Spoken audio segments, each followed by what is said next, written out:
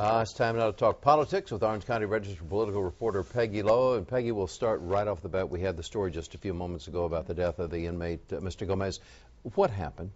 We've learned a little bit more today. From what we understand, it was March 25th, so last Tuesday. He was in a cell at the Intake Release Center, and a nurse was feeding him meds, and he allegedly grabbed at the nurse, got her arm, and injured her arm. Deputies responded. He allegedly spat on them, and they responded with tasers and restraining.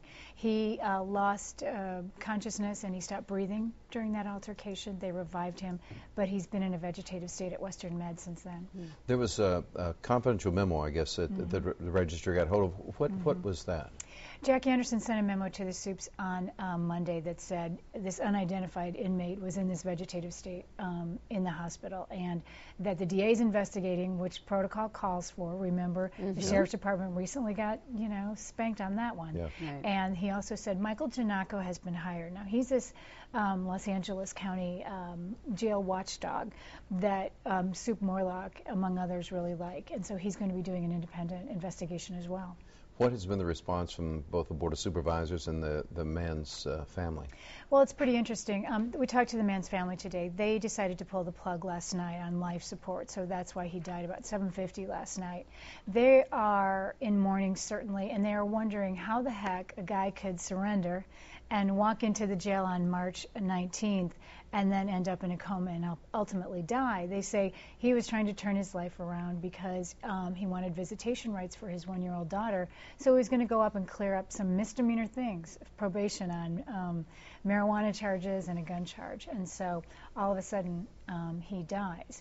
Now the Supes are saying they're really, really glad they recently approved that Office of Independent Review, and getting guys like Michael Janacco in and looking at these things. Because of course the county's still reacting to the John Chamberlain incident, and that grand jury's report is going to be released Monday.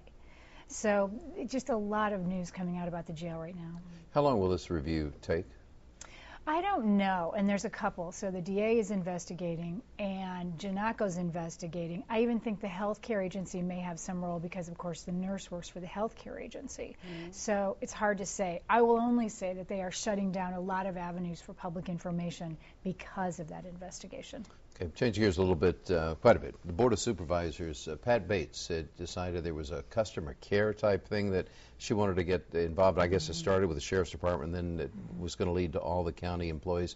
What is this, and what's going on with it? Well, again, it came from this Office of Independent Review. Morlock started this after the Chamberlain event. And Pat Bates, who represents South County, has 10 of her 12 cities in South County are serviced by the Sheriff's Department. And she said, I'd like a process where, like, say you're stopped and a deputy might be rude or you want to make a complaint.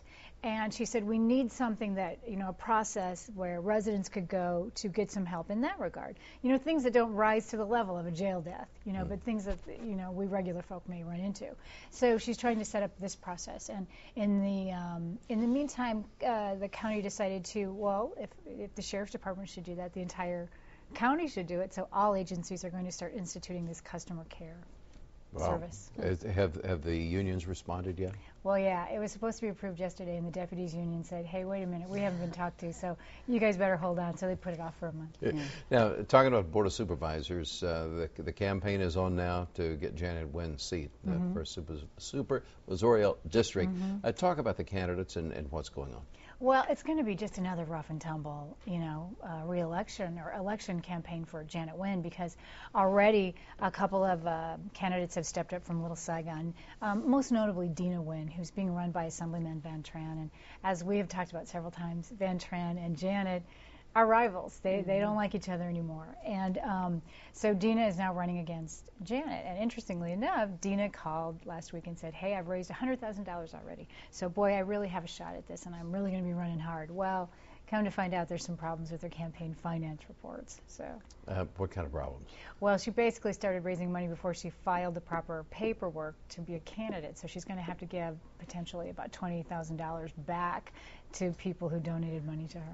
Now, what would this do to Assemblyman Van Tran's, I guess, power base if Dina doesn't make it?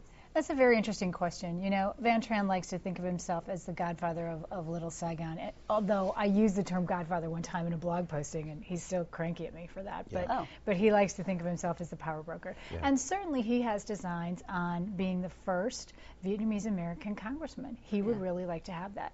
Janet got out of line. And Janet went for something that Van Tran didn't want her to go for. And so this is their problem right now. So I think that what this will do is show that there's really a split in Little Saigon. It's not just this monolithic Republican entity like it was in the past. There are now Democrats, and there are people who are not that happy with Van Tran. Oh, Peggy, thank you very much. I always enjoy talking to you about politics. My pleasure. All right, thanks a lot, Peggy.